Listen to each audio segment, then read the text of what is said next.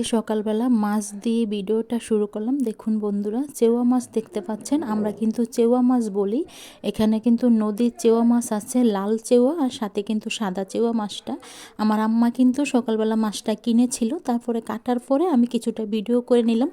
আমাদের চাঁদপুরে কিন্তু এই মাছগুলাকে চেওয়া মাছ বলা হয়, সাদা চেওয়া আর কিন্তু লাল চেওয়া বলা হয়। বিভিন্ন জায়গায় বিভিন্ন নাম থাকতে পারে এই মাছের, আমরা কিন্তু চেওয়া মাছ বলেই চিনি। আর দেখুন এই যে চেওয়া মাছের মাথাগুলা আলাদা করে কেটে নিয়েছে, মাথাগুলা ভাজি করা হবে তার জন্য। আসসালামু আলাইকুম everyone, welcome to back to my channel. দূরে কাছে যে যেখান থেকে আমার ভিডিওটা দেখছেন, আশা করি আল্লাহর রহমতে সবাই ভালো আছেন। আলহামদুলিল্লাহ, আপনাদের দোয়া এবং ভালোবাসা আমরাও ভালো আছি। আবার একটি নতুন ভিডিও নিয়ে শুরু করলাম। আজকের ভিডিওটা মাছের ভিডিও দিয়ে শুরু করেছি। মাছ কাটার পরে দেখিয়ে দিলাম, তারপর দেখুন রান্না করে নিয়েছে, মানে মাছটা রান্না করে নিয়েছে, কিছুটা মাছ রান্না করে নিয়েছে আর কিছুটা মাছ রেখে দিয়েছে।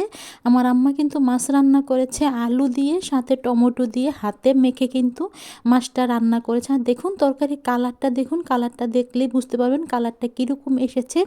আলু চিকুন করে দিয়ে সাথে কিন্তু টমেটো দিয়ে রান্নাটা করেছে। রান্নার ভিডিওটা শেয়ার করতে পারলে অনেকটাই ভালো হতো, যেহেতু আমি রান্নার সময় কোনো ভিডিও করতে পারিনি, তার জন্য কোনো ভিডিও আমি আপনাদের সাথে শেয়ার করতে পারিনি। আমি যদি আমার আজকের ভিডিওটা আপনাদের কাছে ভালো লেগে যায়, প্লিজ লাইক দিয়ে ভিডিওটা দেখে নেবেন, সাথে ভিডিওটা শেয়ার করে দেবেন। আর যদি একবারে বেশি ভালো লেগে যায় আমার ভিডিওটা, তাহলে চ্যানেলটা সাবস্ক্রাইব করে দিয়ে আমার পাশে থাকতে পারেন। দেখুন বন্ধুরা, এখন আমি ডাইনিং টেবিলের কাছে চলে আসছি বাকি রান্নাগুলো দেখিয়ে দেওয়ার জন্য। মাছের মাথা দিয়ে, মানে চেওয়া মাছের মাথা দিয়ে কিন্তু আলু ভাজি করা হয়েছে, আর সাথে তো মাছ রান্না করা হয়েছিল। আমি প্রথমেই দেখিয়ে দিয়েছিলাম, তারপর আবারও দেখিয়ে দিলাম, যেহেতু চেওয়া মাছটা হাতে মেখে কিন্তু রান্না করেছিল, তার জন্য বললাম আলু দিয়ে সাথে টমেটো দিয়ে কিন্তু হাতে মেখে রান্না করেছে। আমার কাছে না হাতে মেখে রান্না করলে খেতে অনেকটাই ভালো লাগে, তার জন্য বললাম। আর সাথে কিন্তু টমেটোর টক রান্না করা হয়েছে।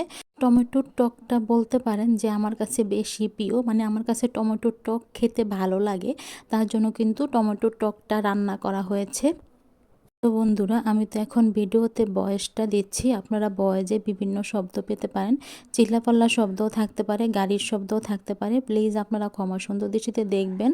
আর আমার কথায় যদি কোনো ভুল ত্রুটি হয়ে থাকে, তাহলেও কিন্তু আপনারা ক্ষমা সুন্দর দৃষ্টিতে দেখবেন, যেহেতু আমি এখন কথাটা রেকর্ডিং করছি, আমার রেকর্ডিং করতে অনেকটাই কষ্ট হয়ে যাচ্ছিল, তার জন্য বললাম কথায় ভুল হতেই পারে। আর বেশিরভাগ ক্ষেত্রে কিন্তু আমি ভুল কথা বলে ফেলছি।